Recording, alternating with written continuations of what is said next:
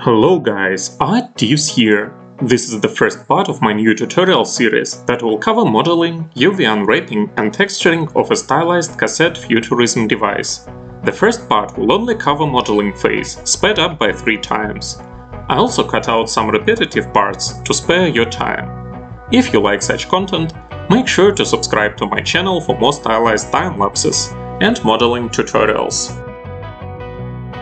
This tutorial has some specifics. I am not going to bake anything, and the model is only going to have 3 elements: the detachable cartridge, the handheld device itself, and also the screen. I do not attach the screen because I want it to be easily manipulated in a game engine.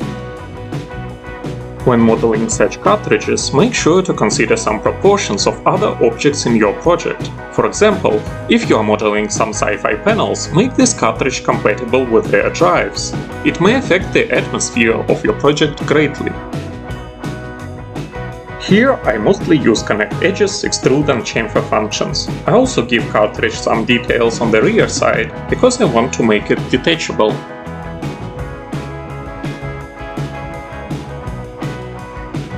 The key notice here is to chamfer most of your edges. I think that stylized models look better when they have rounded, smooth edges. If you don't want the edge to be smooth, giving it a single chamfer is still a great idea.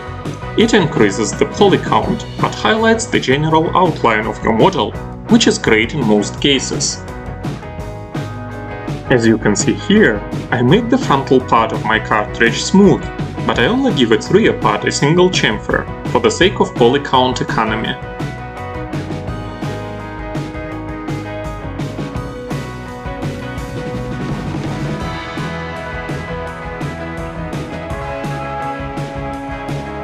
I also quadrify and sometimes triangulate my geometry, so that I don't have to fix it later on.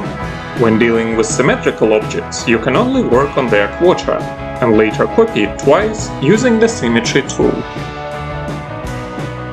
The essential part here is to set your smoothing groups correctly. Normally you want to separate different smoothing groups with hard edges. In most cases, those hard edges will also become borders of your UV chucks. You want your rounded edges to be smooth, but you also want to give those single poly chamfers a separate UV group. Never mind some graphical anomalies that may arise when fixing your smoothing groups. They can be fixed by hand in Edit Normals mode, or you can apply the Weighted Normals modifier.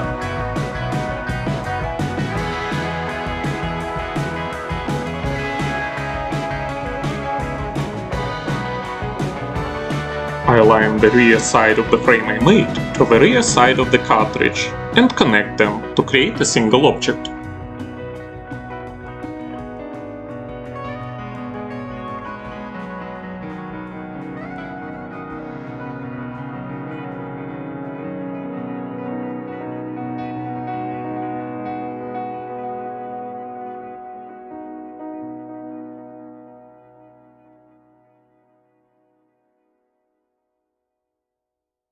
I also create some really thick connectors. We don't want to increase our poly count a lot, and we obviously don't want some small thin details on a stylized model.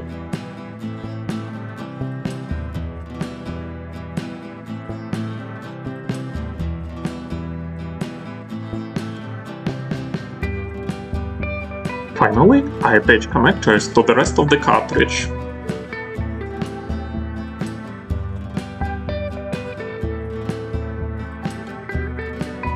After connecting all pieces together, remember to quadrify or triangulate your geometry, weld any overlapping vertices, fix smoothing groups, and hit your Weighted Normals modifier.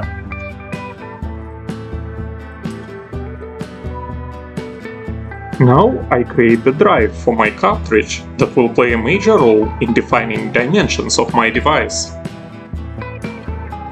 I highlight some technical openings by giving them a single chamfer. You can follow a simple rule here: 2 or 3 chamfers for ergonomics and a single one for technical details. It isn't really that essential, however. Obviously, the bigger the object is, the more chamfers it requires. This way you can prevent some shading issues. Now I create the block out of the device that defines the area of its display and keyboard.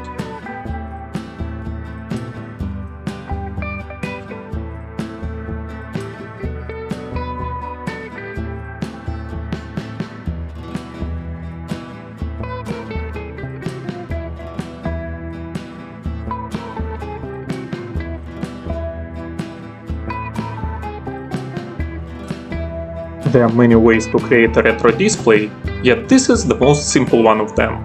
I've learned this method from 3DX YouTube TV modeling tutorial.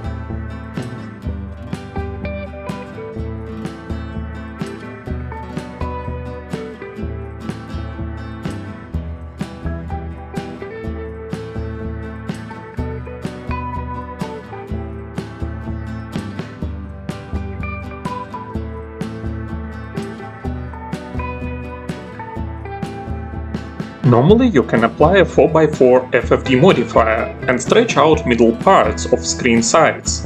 I wanted to give my model a strict look, however, so I've left those sides straight.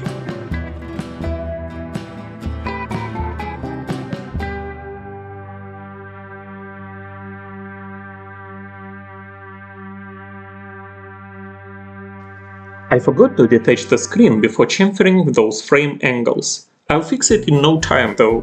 You don't want to give the screen those round corners, because it will increase your poly count for absolutely no reason.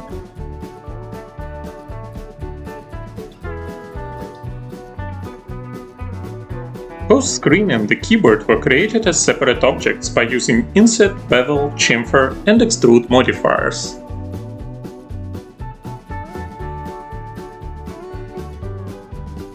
I add some cavities to my buttons by using inset and move tools. In theory, you can bake those cavities to your normals map. However, I like to play with real geometry here.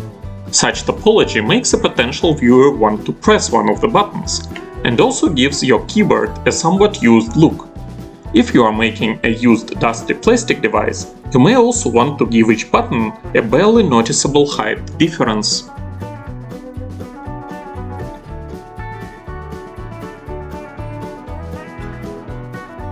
Remember that you want to increase the size of your buttons' UV chucks. Make sure to give them enough polygons so they look good in high resolution.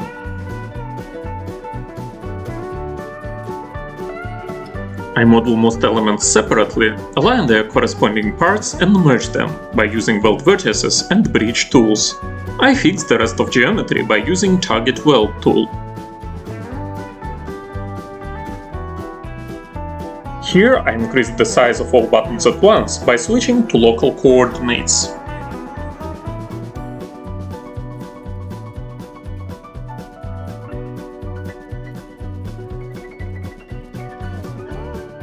When making spherical objects, make sure they have enough sides, otherwise you will experience some shading issues.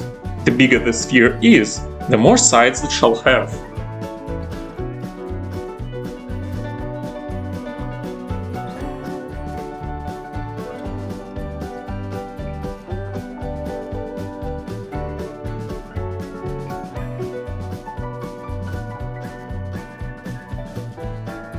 When you enjoy some elements you have modeled, no matter how simple they are, make sure to save them to a separate kitbash folder for future use. You never know when you might want to reuse them, and it may surely spare you a lot of time. This method is great for creating some console panels, where you need to fill up some space with some sci-fi mambo-jumbo and stuff like that.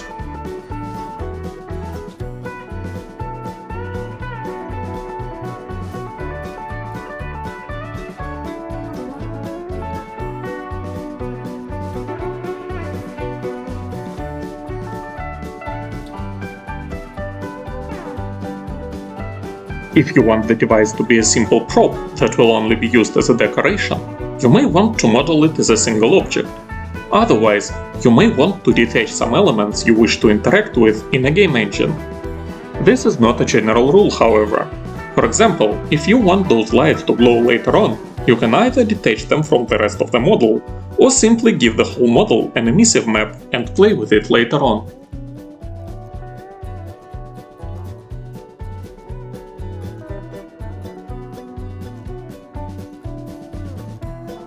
When working on stylized props, make sure to keep the overall stylized look.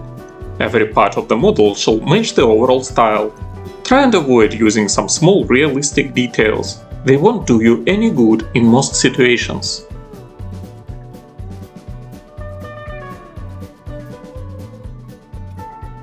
If you want such buttons to be pressable later on, make sure to detach them as standalone elements. Also make sure to make them actually intersect the surface of the device's cavity, so you exclude all situations where vertices of one object share their positions with vertices or surfaces of another object. When creating round switches, think in advance if they will actually rotate. If not, fake as many details as you can to spare your poly count. This also refers to the cartridge. If we never wanted it to be detachable, we should have only modeled like 1/3 of it, the part that actually pops out of the device.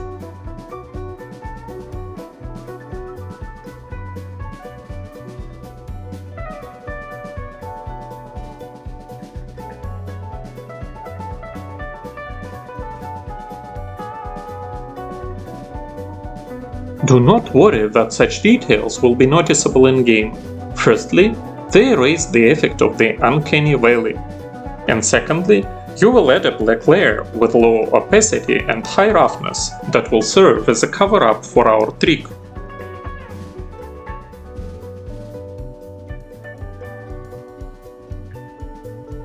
When making other connectors, make sure to stick to the overall style of the model. I prefer to make them thick and somewhat grotesque to match the general outline and looks.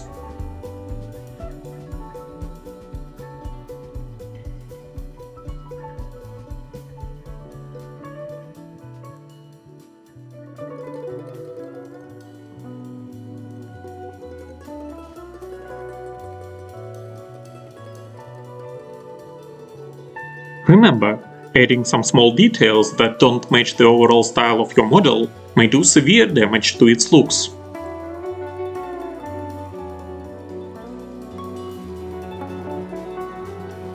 I skip some repetitive processes here, because these new connectors look pretty similar to those we have modeled before.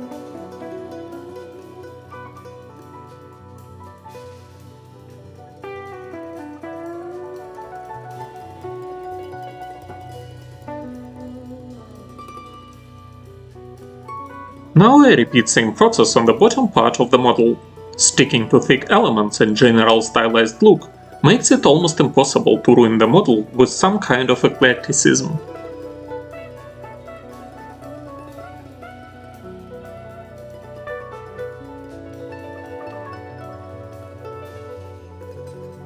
Try to memorize or maybe write down the size and the amount of chamfers on most of the elements. It may be an overkill sometimes, but it may also help you to preserve the general style.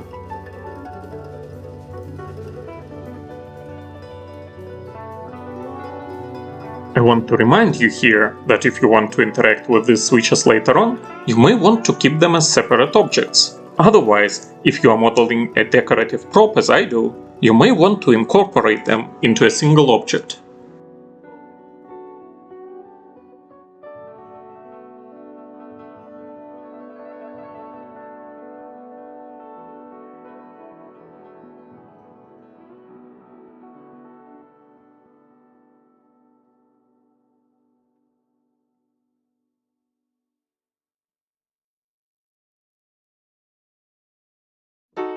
If you are modeling some duplicate objects, try to give them some minor differences.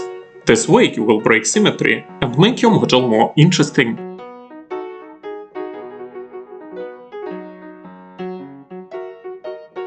The final part revolves around stitching all elements together, clearing out the topology, and checking your model for n-gons, overlapping and isolated geometry.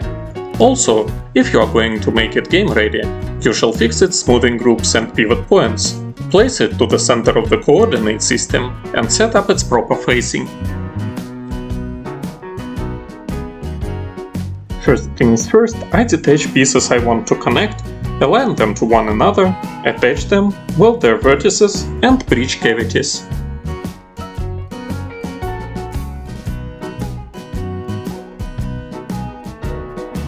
I also try to remove most of unnecessary geometry. This will reduce the overall poly count, thus optimizing performance of the model.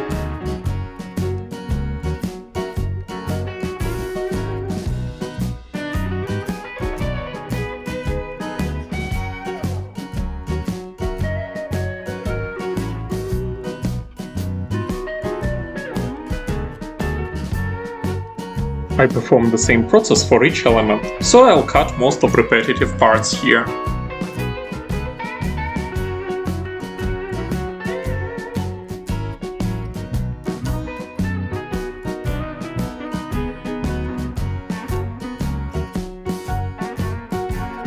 Finally, I create some geometry for the rear side of the model.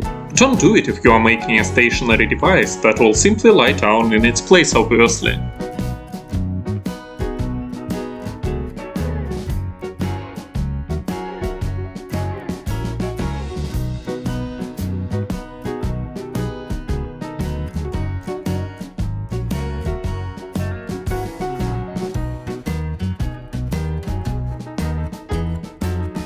Remember not to overextend with the amount of chamfers here.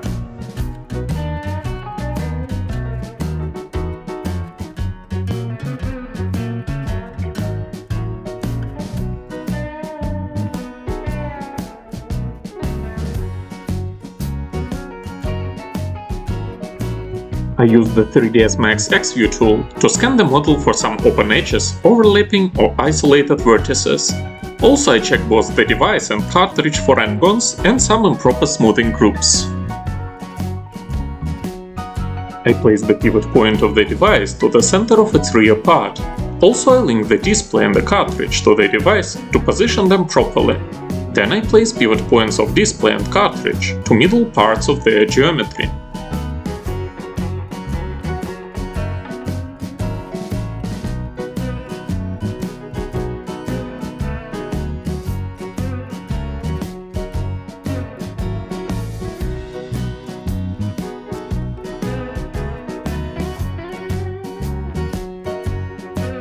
Now I select all polygons that shall be separated from other smoothing groups by hard edges. Not only will it highlight some edges, but also it will support the process of UV unwrapping. Thanks for watching, guys. In the next part I'll cover the process of UV unwrapping and texturing. If you got any value from this video, feel free to give it a thumbs up and subscribe to my channel for more tutorials and stylized content. And most importantly, have a great day!